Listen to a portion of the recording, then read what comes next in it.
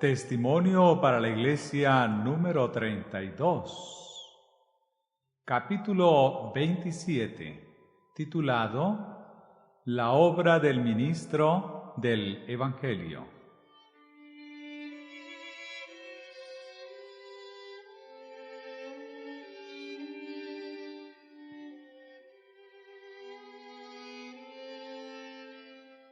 Hay muchas cosas que necesitan corregirse en las asociaciones de Upper Columbia y North Pacific.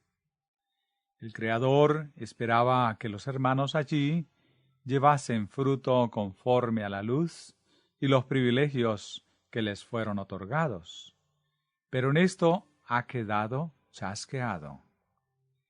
Él les ha dado toda ventaja posible, pero ellos no han mejorado en lo que se refiere a la mansedumbre, la piedad y la benevolencia.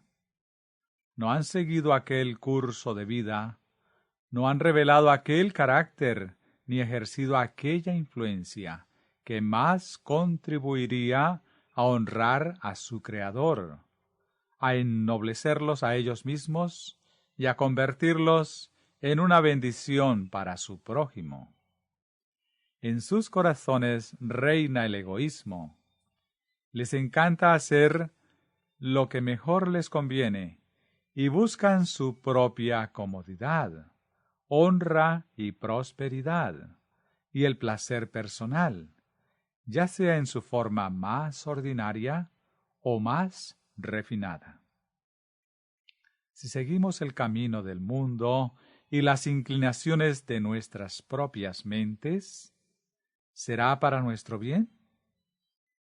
Dios, quien formó al hombre, ¿no espera algo mejor de nosotros?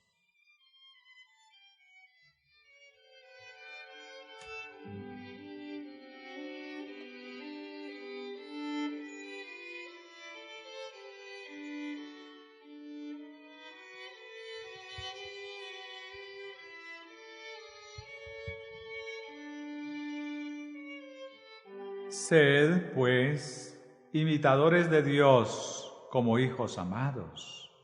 Efesios 5:1. Los cristianos han de ser como Cristo. Deben tener el mismo espíritu, ejercer su misma influencia y poseer la misma excelencia moral que Él poseyó. Los idólatras y corrompidos de corazón tienen que arrepentirse y volver a Dios. Los que son orgullosos y que se justifican a sí mismos tienen que subyugar el yo y arrepentirse con corazón manso y humilde. Los que se inclinan hacia la mundanalidad tendrán que desprender los tentáculos de su corazón de la basura del mundo, a la cual están prendidos y entrelazados con Dios. Han de convertirse en personas de pensamiento espiritual.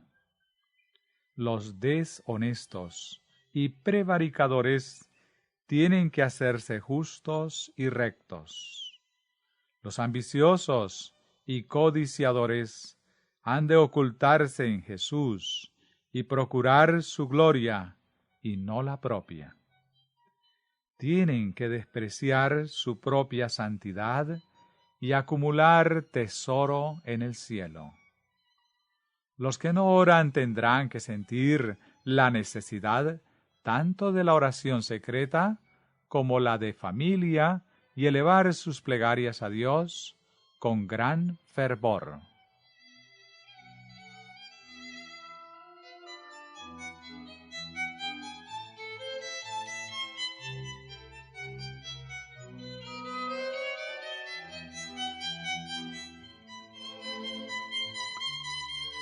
Como adoradores del Dios verdadero y viviente, debemos llevar fruto correspondiente a la luz y privilegios de que disfrutamos.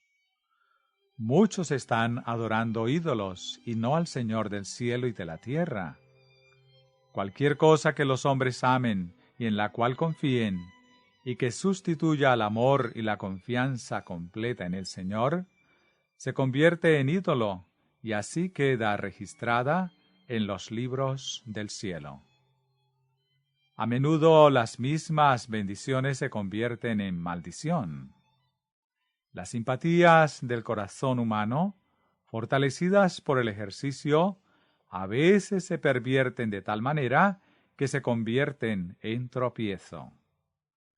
Si alguien es reprendido, no falta nunca quien simpatice con él. Pasan por alto completamente el perjuicio que se ha hecho a la causa de Dios por medio de la mala influencia de aquel cuya vida y carácter no se asemejan en nada al modelo. Dios envía a sus siervos con un mensaje para un pueblo que profesa seguir a Cristo. Pero algunos son hijos de Dios solo de nombre y rechazan la amonestación.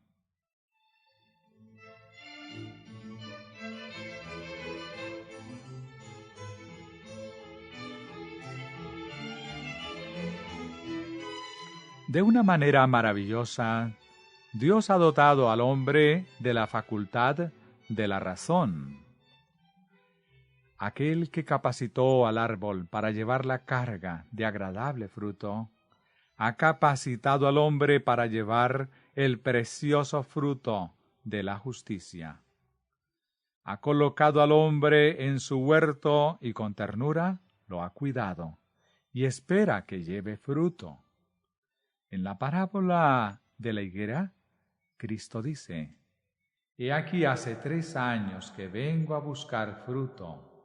Lucas 13:7. Por más de 2 años el dueño ha buscado el fruto que tiene derecho a esperar de estas asociaciones. Pero, ¿ha sido premiada su búsqueda? Con mucho esmero cuidamos de un árbol o planta favorita, en espera de que nos recompense produciendo capullos, flores y fruto. Y cuánto nos chasqueamos cuando lo único que encontramos son hojas. Con cuánta más preocupación y tierno interés vela nuestro Padre Celestial sobre el crecimiento espiritual de aquellos a quienes Él ha creado conforme a su propia imagen y por quienes se dignó entregar a su Hijo para que fuesen elevados, ennoblecidos y glorificados.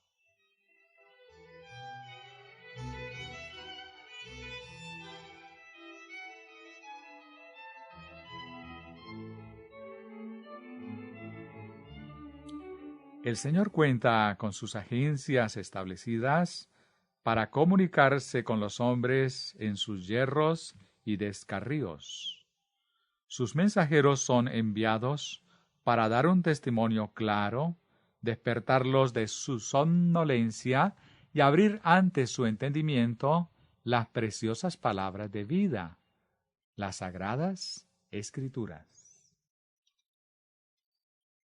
Estos hombres no han de ser solamente meros predicadores, sino ministros, portadores de luz, centinelas fieles que vean el peligro que amenaza y amonesten al pueblo. Han de semejarse a Cristo en su celo fervoroso, en su tacto considerado y en sus esfuerzos personales, en pocas palabras, en todo su ministerio. Han de tener una conexión vital con Dios y han de familiarizarse de tal manera con las profecías y las lecciones prácticas del Antiguo y Nuevo Testamento que puedan extraer de la mina de la palabra de Dios cosas nuevas y viejas.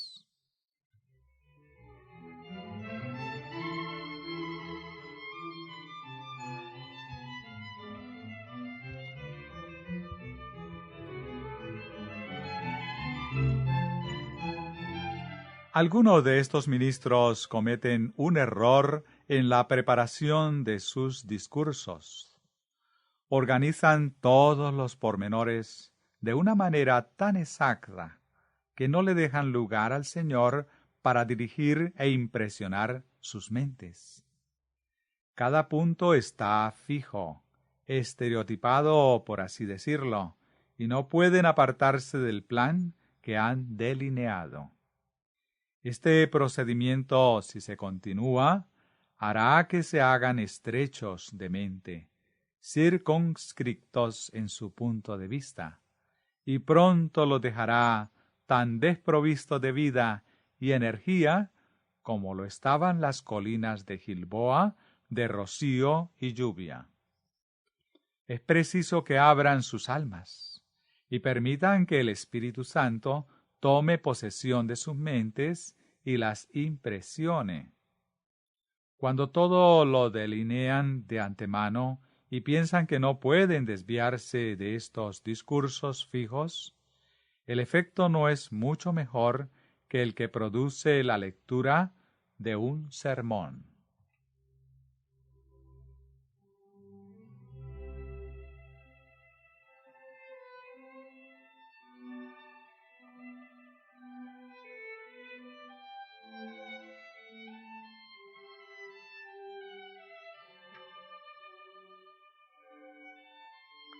Dios desea que sus ministros dependan enteramente de Él, pero a la vez ellos debieran estar cabalmente instruidos para toda buena obra. No se puede exponer un tema de la misma manera a todas las congregaciones. Si se le permite hacer su obra, el Espíritu Santo impresionará la mente con ideas ajustadas a los casos de aquellos que necesitan ayuda. Sin embargo, los discursos formales de muchos de los que ocupan el púlpito tienen muy poco del poder vitalizador del Espíritu Santo. El hábito de predicar discursos como estos será efectivo en destruir la utilidad y capacidad del ministro. Esta es una de las razones porque los esfuerzos de los obreros en ese lugar y en el otro no han tenido más éxito. Dios ha tenido muy poco que ver con la impresión de la mente en el púlpito.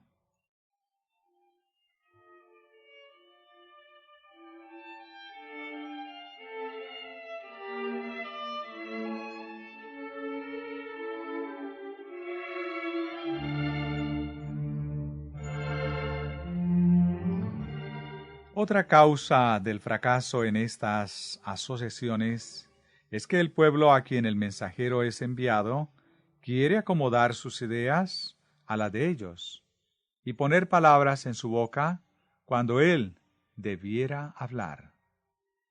Los atalayas de Dios no han de estudiar cómo han de complacer a la gente, escuchar sus palabras ni proferirlas, sino que han de oír lo que dice el Señor y cuál es su mensaje para el pueblo. Si dependen de discursos preparados años antes, puede ser que fracasen en suplir las necesidades de una ocasión dada. Debieran abrir sus corazones para que el Señor los impresione, y luego podrán ofrecerle al pueblo la preciosa verdad fresca del cielo. Dios no está satisfecho con aquellos ministros de mente estrecha que aplican las energías que Dios les ha dado a asuntos de poca importancia y dejan de crecer en sabiduría divina hasta alcanzar la estatura de un varón perfecto. Él quiere que sus ministros posean amplitud mental y verdadera valentía moral. Tales hombres estarán preparados para hacer frente a la oposición y superar dificultades, y conducirán al rebaño de Dios en lugar de ser dirigidos por Él.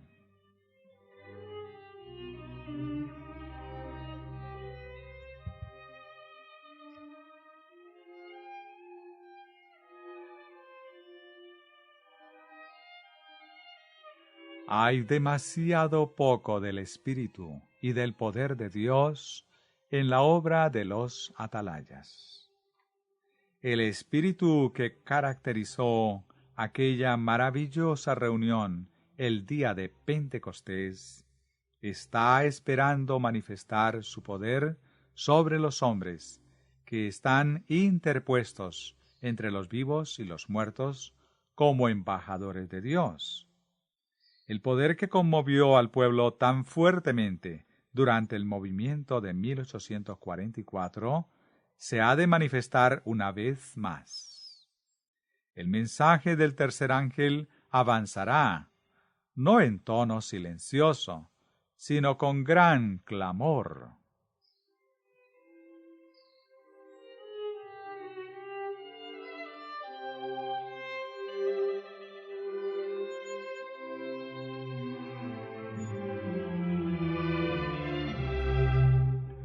Muchos de los que profesan tener gran luz están caminando bajo la lumbre de un fuego de hechura propia.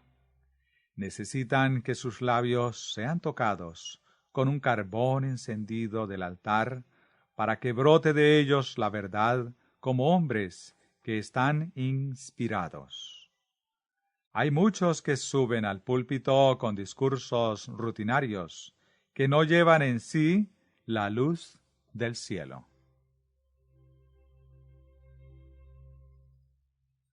Hay demasiado del yo y muy poco de Jesús en el ministerio de todas las denominaciones. El Señor usa a hombres humildes para proclamar sus mensajes. Si Cristo hubiera venido en majestad real, con la pompa que acompaña a los grandes hombres de la tierra, muchos lo hubieran aceptado. Pero Jesús de Nazaret no deslumbró los sentidos de la gente con una exhibición de gloria externa, ni la convirtió en la razón fundamental para ser reverenciado por ellos.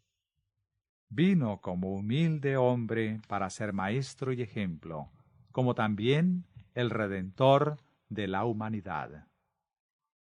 Si él hubiera dado lugar a la pompa, si hubiera venido acompañado del séquito de insignes hombres de la tierra, ¿cómo habría podido enseñar la humildad? ¿Cómo habría podido presentar verdades ardientes como las de su sermón del monte? El ejemplo que nos dio era que él anhelaba que imitaran sus seguidores. ¿Qué hubiera sido de la esperanza de los de vida humilde si él hubiera venido con altivez y vivido como un monarca sobre la tierra? Jesús conocía las necesidades del mundo mejor que ellos mismos. No vino como ángel, vestido con la panoplia celeste, sino como hombre. Sin embargo, en combinación con su humildad, había un poder y una grandeza inherentes que los hombres admiraban a la vez que lo amaban. Aunque poseía tanto atractivo a la vez que una apariencia tan modesta, caminaba entre los hombres con la dignidad y autoridad de un rey nacido del cielo. La gente se admiraba, se confundía. Trataba de razonar en cuanto a la situación, pero, no queriendo abandonar sus propias ideas, cedían a sus dudas, aferrándose a la antigua expectación del Salvador que vendría con terrenal esplendor.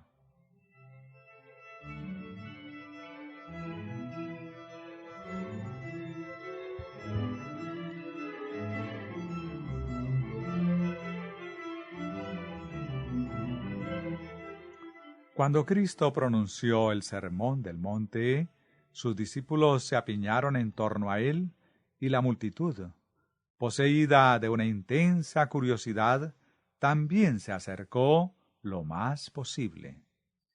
Esperaban algo fuera de lo común. Los rostros ansiosos y la actitud atenta eran indicio de gran interés. La atención de todos parecía estar clavada sobre el orador. Sus ojos estaban iluminados con un amor inefable, y la expresión celestial de su rostro impartía significado a cada palabra que profería. Había ángeles del cielo presentes en aquella multitud atenta. Allí estaba también el enemigo de las almas con sus ángeles malos, listo para contrarrestar, hasta donde fuese posible, la influencia del Maestro Celestial. Las verdades allí expresadas han atravesado los siglos y han sido una luz en medio de la oscuridad general del error. Muchos han encontrado en ella lo que el alma más necesitaba, un fundamento seguro de fe y acción. Pero en estas palabras pronunciadas por el más grande maestro que el mundo haya jamás conocido, no había ninguna exhibición de elocuencia. El lenguaje es claro, y los pensamientos y sentimientos se caracterizan por la mayor sencillez. Los pobres, los indoctos, los de mente más sencilla pueden entenderlos. De una manera misericordiosa y bondadosa, el Señor del cielo se dirigía a las almas que había venido a salvar. Les enseñaba como quien tenía autoridad, hablándoles las palabras de vida eterna.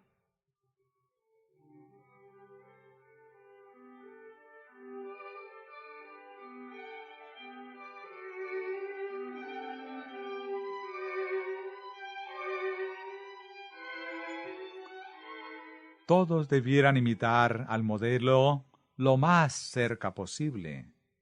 Aunque no pueden poseer la conciencia del poder que Jesús tenía, pueden de tal manera vincularse a la fuente del poder, que Jesús pueda morar en ellos.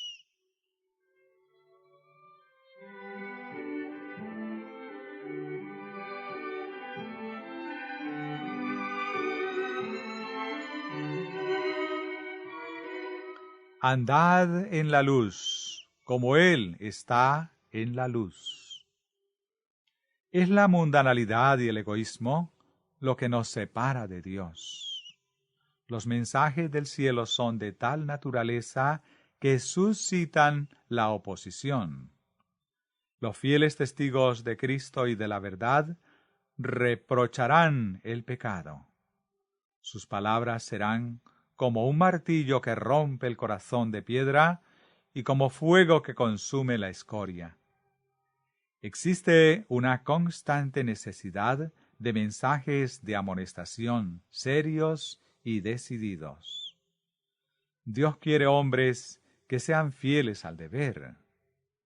Al tiempo debido, Él envía a sus fieles mensajeros para que hagan una obra semejante a la de Elías.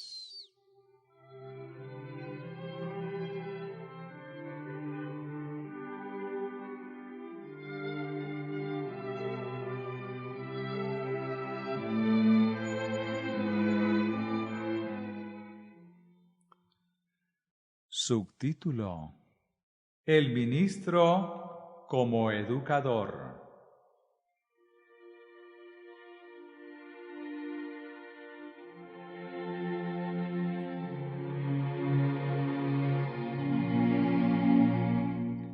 El estado de cosas en ese lugar es algo que ha de lamentarse profundamente. Lo que el Señor se ha dignado presentarme ha sido de tal carácter que me ha causado dolor. Quien sea que trabaje aquí o en ese lugar, de ahora en adelante, tendrá que trabajar cuesta arriba y llevar una carga pesada, porque el trabajo no ha sido fielmente concluido, sino que ha sido dejado a medias. Y esto es aún más penoso debido a que el fracaso no se puede achacar enteramente a la mundanalidad y falta de amor hacia Jesús y la verdad de parte del pueblo. Pero gran parte hay que atribuirlo a los ministros, quienes al trabajar entre la gente han fracasado notoriamente en el cumplimiento de su deber.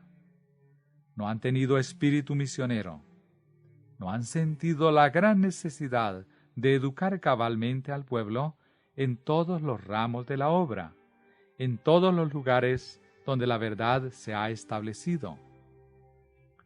La obra bien hecha en favor de un alma se hace en beneficio de muchas. Pero los ministros no se han dado cuenta de esto y han dejado de educar a personas quienes a su vez debieran mantenerse firmes en defensa de la verdad y educar a otros. Esta manera de trabajar floja, laxa y a medias no es aprobada por Dios.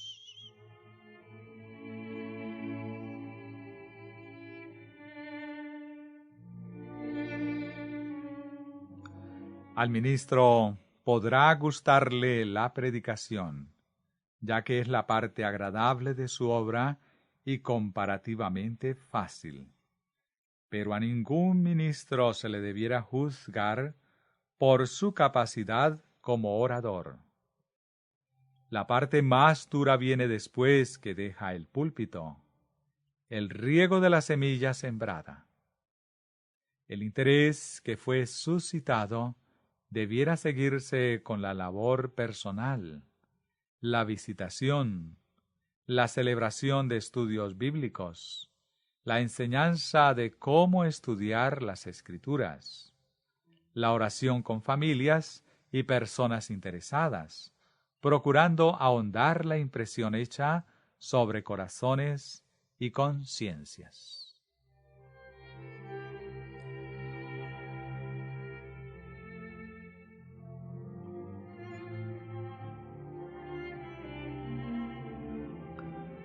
Hay muchos que no tienen ningún deseo de amistarse con sus vecinos incrédulos y con aquellos con quienes se topan, y no sienten que sea su deber vencer esta renuncia.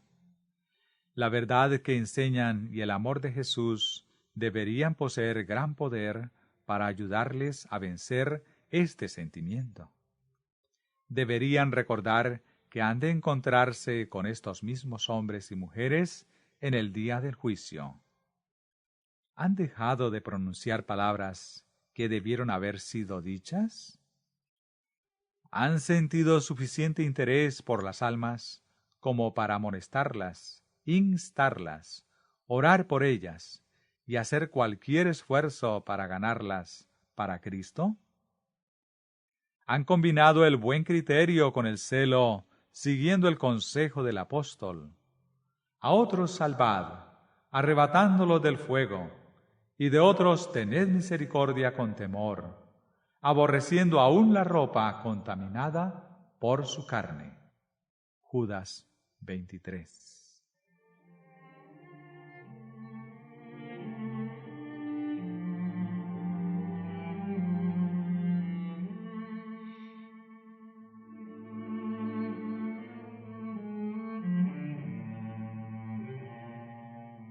Hay una obra seria que debe ser realizada por todos los que desean tener éxito en el ministerio.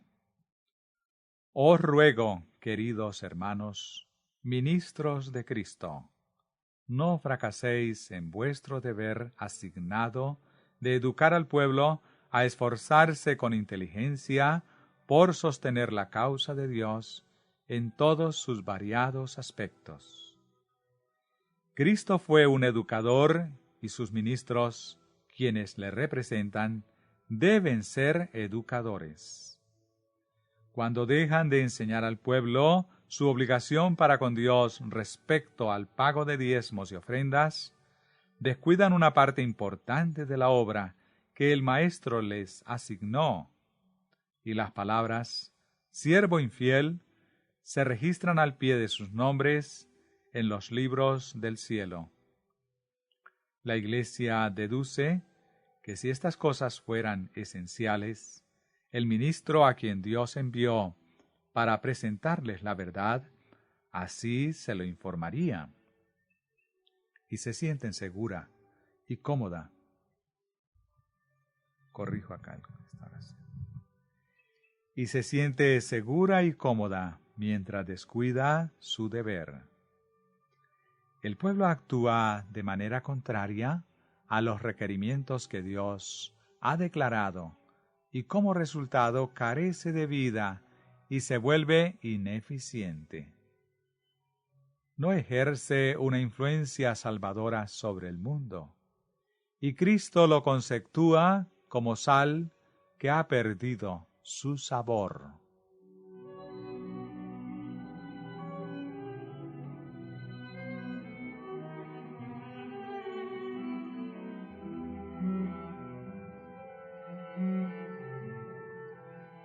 Pueden organizarse grupos de observadores del sábado en muchos lugares.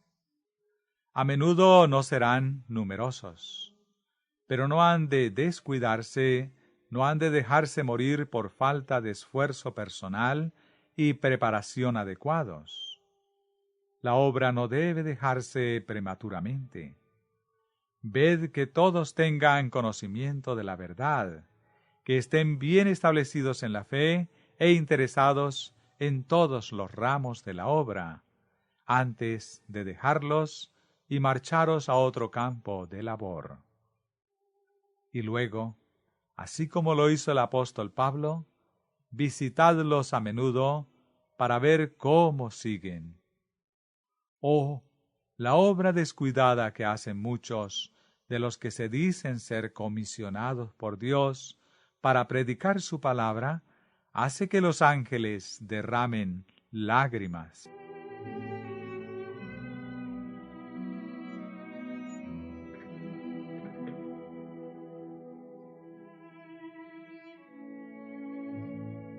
La obra podría encontrarse en un estado saludable en todos los campos, y de veras lo estuviera si los ministros confiasen en Dios y no permitiesen que nada interviniese entre ellos y su obra.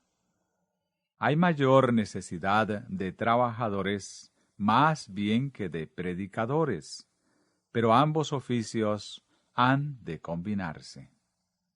Se ha comprobado en el campo misionero que, no importa cuál sea el talento de predicación, si se descuida el aspecto del trabajo, si al pueblo no se le enseña cómo debe trabajar, cómo debe dirigir reuniones, cómo hacer su parte en la obra misionera, cómo alcanzar a otros con éxito, la obra será casi un fracaso.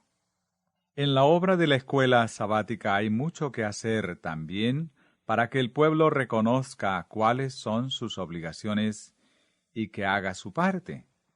Dios lo llama a trabajar para Él, y los ministros debieran dirigir sus esfuerzos.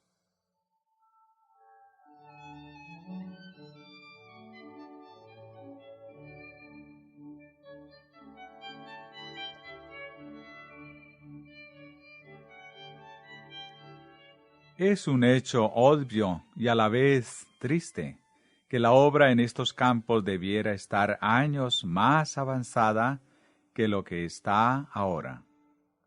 El descuido de parte de los ministros ha desanimado al pueblo y la falta de interés, de sacrificio abnegado y aprecio por la obra de parte del pueblo ha desanimado a los ministros. 2 años de atraso es lo que aparece registrado en el libro del cielo. Este pueblo pudo haber hecho mucho para adelantar la causa de la verdad y ganar almas para Cristo en las diferentes localidades, como también crecer ellos mismos en gracia y en el conocimiento de la verdad, si hubiesen aprovechado sus oportunidades y hecho buen uso de sus privilegios, caminando no con murmuración y queja, sino con fe y valor. Solo la eternidad podrá revelar cuánto se habrá perdido durante estos años y cuántas almas se han dejado perder por causa de este estado de cosas. La pérdida es tan grande que no se puede calcular. Se ha insultado a Dios. El curso que se ha seguido ha infligido una herida a la causa que tardará años en sanar.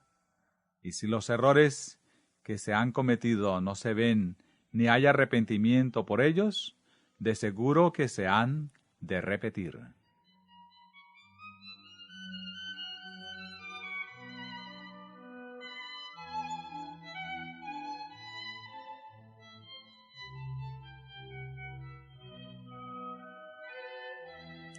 El reconocimiento de estos hechos ha traído sobre mí cargas indecibles, causándome desvelos. Ha habido ocasiones en que parecía que mi corazón desfallecería, y sólo podía orar, desahogando mi pena, llorando en voz alta. Oh, me sentía tan apenada por mi Salvador. Su búsqueda de fruto en la higuera frondosa y su desilusión porque nada halló sino hojas, me pareció algo muy vívido ante mis ojos. Sentí que no podía permitir que fuese así. De ninguna manera podía yo aceptar los años pasados de descuido del deber de parte de los ministros y del pueblo. Temía que la maldición de sequedad pronunciada sobre la higuera fuera la suerte de los negligentes. El terrible descuido en llevar a cabo la obra y en cumplir la misión que Dios les ha encomendado nos hace incurrir en una pérdida que ninguno de nosotros puede afrontar. Significa correr un riesgo demasiado terrible en sus resultados y demasiado terrible para que nos aventuremos a él en ningún periodo de nuestra historia religiosa. Mucho menos ahora cuando el tiempo es tan corto y hay tanto que hacer en este día de la preparación de Dios. El cielo entero está fervorosamente involucrado en la obra de salvación de la humanidad. Dios envía luz a su pueblo, delineando sus deberes, para que ninguno se desvíe del camino correcto. Pero Dios no envía su luz y su verdad para que sean tenidas en poca estima y se traten con liviandad. Si el pueblo se muestra desatento, son doblemente culpables ante él.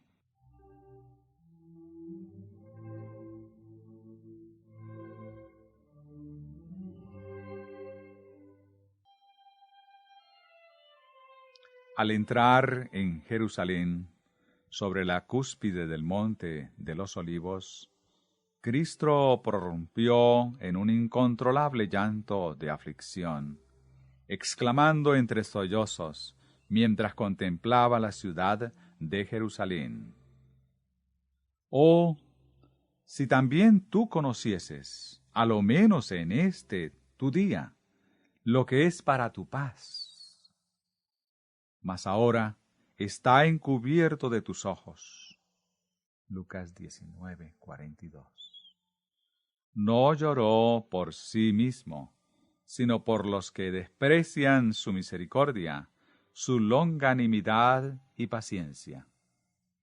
El curso seguido por los habitantes endurecidos de corazón e impenitentes de la ciudad sentenciada es semejante a la actitud de las iglesias e individuos hacia Cristo en el tiempo presente. Descuidan sus requerimientos y desprecian su clemencia. Existe apariencia de piedad. Hay culto ceremonioso. Hay oraciones halagadoras. Pero falta el verdadero poder. El corazón no ha sido suavizado por la gracia, sino que es frío e insensible. Muchos, como los judíos, están cegados por la incredulidad y no conocen el tiempo de su visitación. En lo que se refiere a la verdad, han tenido toda clase de oportunidades. Dios ha estado apelando a ellos por años mediante reprensiones, correcciones e instrucción en justicia. Pero las directivas especiales han sido dadas solo para ser descuidadas y colocadas al mismo nivel de las cosas comunes.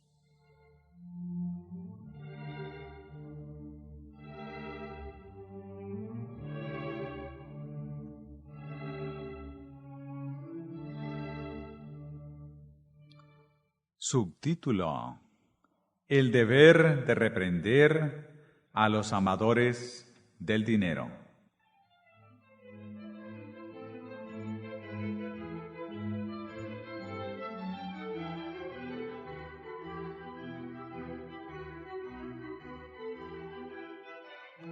Muchos de los que se cuentan entre los creyentes no están realmente unidos a ellos en fe y en principio. Están haciendo exactamente lo que Jesús les dijo que no hiciesen, acumulando tesoros sobre la tierra. Cristo dijo: No alleguéis tesoros en la tierra, sino allegaos tesoros en el cielo. Porque donde está tu tesoro, allí estará también tu corazón. Mateo 6, verso 19 al 21. Este es uno de los peligros que amenazan a los cristianos. No obedecen las instrucciones positivas de Cristo. No demuestran una verdadera fe y confianza en Dios. Para ganar riquezas, acumulan cargas y afanes hasta que sus mentes están casi totalmente enfrascadas en ellos. Están deseosos de ganancias y siempre ansiosos por el temor a las pérdidas. Mientras más dinero y terreno tienen, más deseosos están de tener más. Están embriagados, pero no de vino. Se tambalean, mas no de licor. Isaías 29, 9. Están sobrecargados con los cuidados de la vida, los cuales los afectan como la bebida fuerte al borracho. El egoísmo los ha cegado de tal manera que trabajan día y noche para asegurarse de tesoros perecederos. Descuidan sus intereses eternos. No tienen tiempo para atender estas cosas. Los grandes asuntos de la verdad no están en sus mentes, como puede verse por sus palabras, sus planes y su comportamiento. ¿Qué si las almas a su alrededor perecen en sus pecados? Para ellos esto es de menos importancia que sus tesoros terrenales. Que las almas por las cuales Cristo murió se hundan en la ruina. Ellos no tienen tiempo para salvarlas. Al trazar planes para su provecho material, demuestran tener actitud y talento. Pero estas cualidades valiosas no las dedican a la ganancia de almas para Cristo, para la edificación del reino del Redentor. ¿Acaso no están pervertidos los sentidos de tales personas? ¿No están embriagados con el cáliz intoxicante de la mundanalidad? ¿No han echado a un lado la razón y no se han convertido las ambiciones y propósitos egoístas en el poder que los rige? La obra de prepararse para estar en pie en el día del Señor y de emplear las habilidades que Dios les ha dado para ayudar a preparar a un pueblo para ese día, se tiene como algo demasiado insubstancial y que no satisface.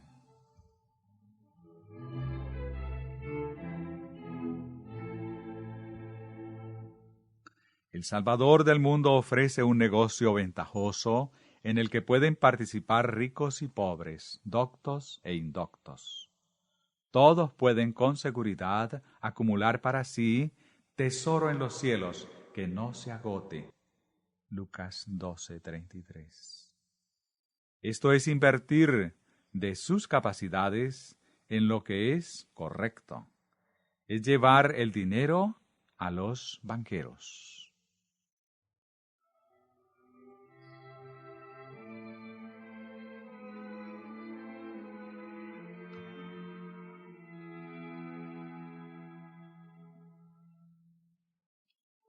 Jesús ilustró su enseñanza refiriéndose al caso de un agricultor de recursos, a quien el Señor había grandemente favorecido. El Señor había bendecido sus tierras y hecho que éstas produjeran abundantemente, capacitándolo para practicar la liberalidad con otros que no habían sido tan grandemente bendecidos. Sin embargo, al enterarse de que sus tierras habían producido tan abundantemente, mucho más de lo que esperaba, en lugar de hacer planes para aliviar las necesidades de los pobres, empezó a idear medios para acapararlo todo para sí mismo. Al ver cómo las dádivas del cielo fluían hacia sus graneros, no derramó su alma en gratitud hacia el generoso dador, ni tampoco consideró que aquella gran bendición le añadía una responsabilidad adicional. Con el egoísmo que caracterizaba su naturaleza, inquirió: ¿qué haré porque no tengo dónde almacenar mis frutos? Lucas 12:17. Consultando con su propio corazón codicioso, declaró: esto haré, derribaré mis graneros y edificaré otros más grandes. Allí almacenaré todos mis frutos y mis bienes. Y diré a mi alma: alma, tienes muchos bienes en reserva para muchos años. Descansa, come, bebe, diviértete. Versículo 18 y 19. Los medios que conducen al verdadero gozo y al ennoblecimiento del alma son la actividad, el dominio de sí mismo, los propósitos santificados. Pero todo lo que este hombre se propuso hacer con las dádivas que Dios le había otorgado fue degradar su alma. ¿Y cuál fue el resultado? Pero Dios le dijo: necio, esta noche vienen a pedirte tu alma, y lo que has provisto, ¿para quién será? Así es el que atesora para sí mismo, y no es rico para con Dios. Versículo 20.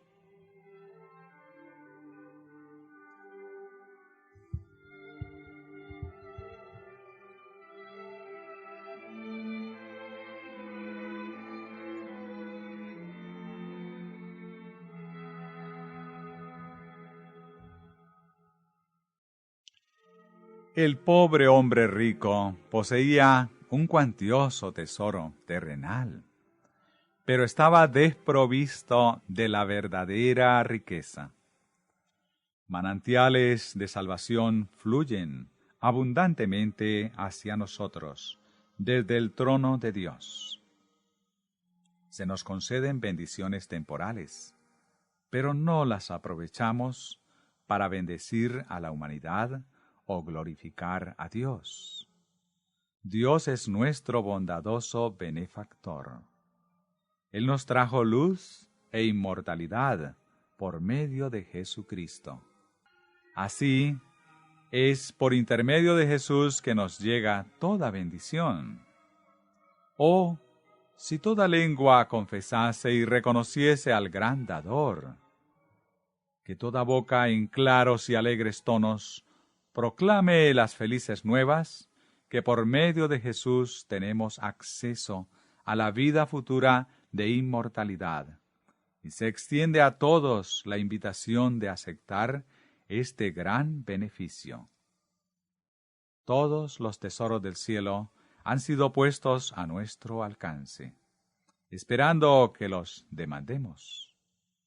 ¿Nos sorprende que a este pobre rico se le llamara necio, por razón de que despreció las riquezas eternas, el inestimable don de la vida eterna, el eterno peso de gloria, y se conformó con los perecederos tesoros terrenales?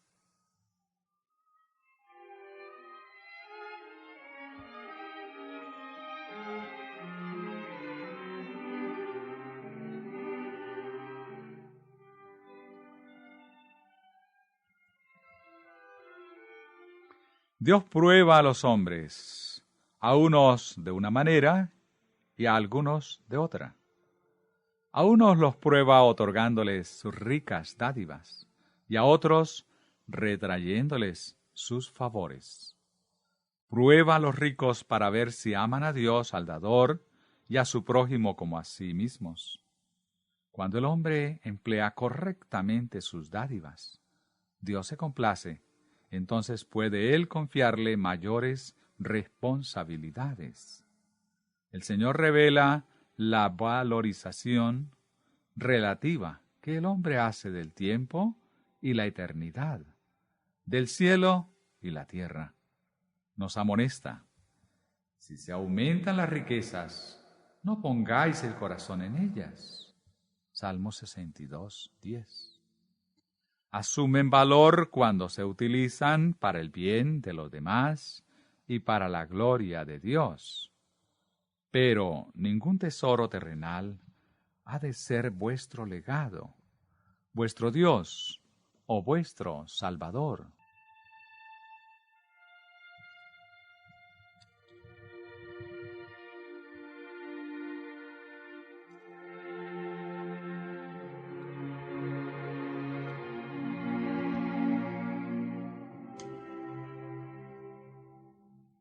Mis hermanos, el mundo jamás creerá que tomáis en serio vuestra fe hasta que tengáis menos que decir acerca de las cosas temporales y más acerca de las realidades del mundo eterno. El Señor viene, pero muchos de los que profesan la fe no se dan cuenta que el evento está cerca. Son incapaces de fijar su fe en los propósitos revelados de Dios. En algunos la pasión por el lucro absorbe todo su interés, y las riquezas terrenales han eclipsado el tesoro celestial.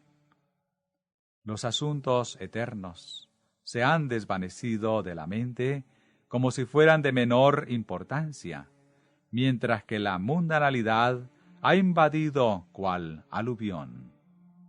La gran pregunta es: ¿cómo puedo hacerme de dinero?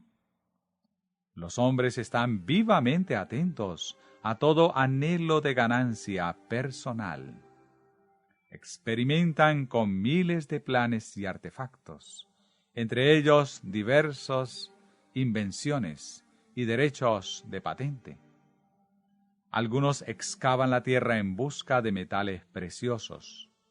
Otros invierten en acciones bancarias. Y todavía hay quienes labran la tierra. Pero todos tienen en mente el solo objetivo de ganar dinero. Se embelezan y hasta se enloquecen en su búsqueda de la riqueza. Sin embargo, rehúsan ver la ventaja de asegurarse una herencia inmortal.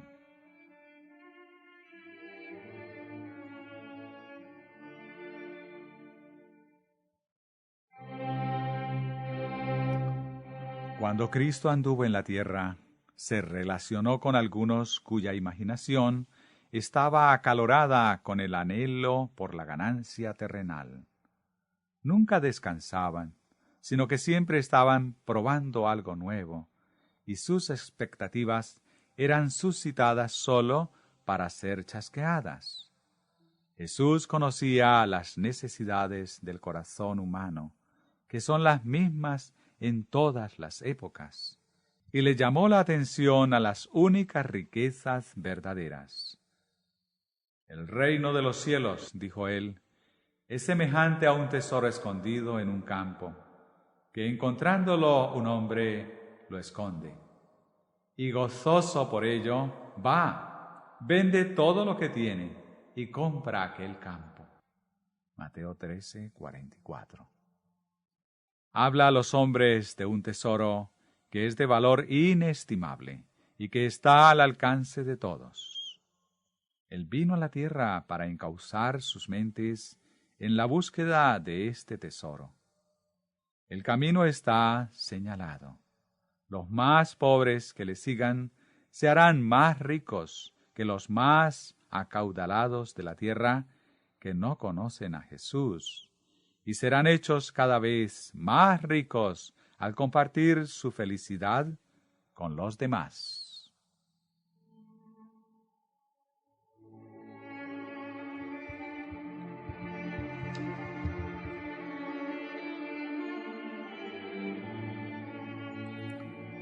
No os hagáis tesoros en la tierra, donde la polilla y el orín corrompen, y donde los ladrones minan y hurtan, sino haceos tesoros en el cielo, donde ni la polilla ni el orín corrompen, y donde los ladrones no minan ni hurtan.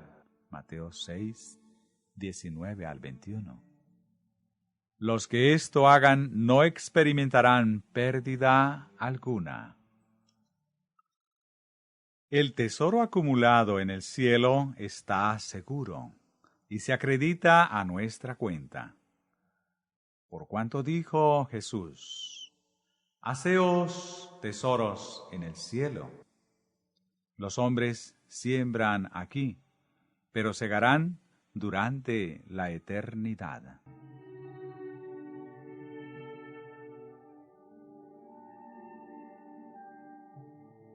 Es el tesoro eterno lo que los ministros de Cristo deberán presentar donde quiera que vayan. Han de instar al pueblo a que se hagan sabios para salvación. No han de permitir que creyentes profesos, amadores del mundo y contemporarizadores ejerzan ninguna influencia sobre su proceder o que debiliten su fe, la fe del pueblo. No es su misión ayudar a individuos o iglesias a buscar la manera de ahorrar dinero por medio de planes estrechos y esfuerzos limitados en la causa de Dios. En lugar de esto, han de enseñarles a los hombres cómo trabajar de una manera desinteresada, haciéndose así ricos para con Dios. Deberán educar las mentes para que valoren correctamente los asuntos eternos y pongan el reino de Dios en primer lugar.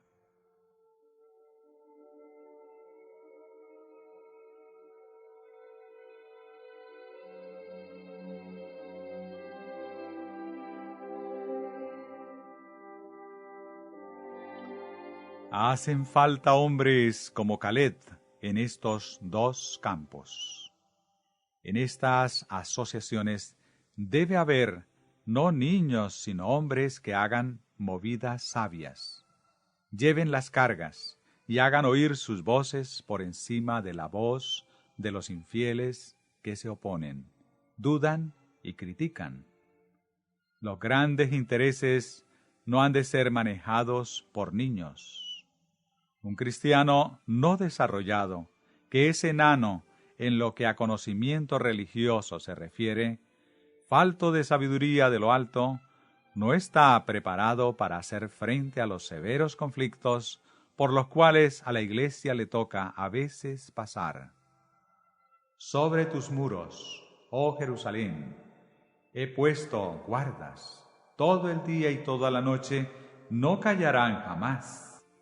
Isaías 62, 6. A menos que el ministro intrépidamente declare toda la verdad, a menos que mantenga su vista fija en la gloria de Dios y trabaje bajo la dirección del gran capitán de su salvación, a menos que se coloque al frente, a pesar de la censura y sin dejarse contaminar por el aplauso, será tenido como un atalaya infiel.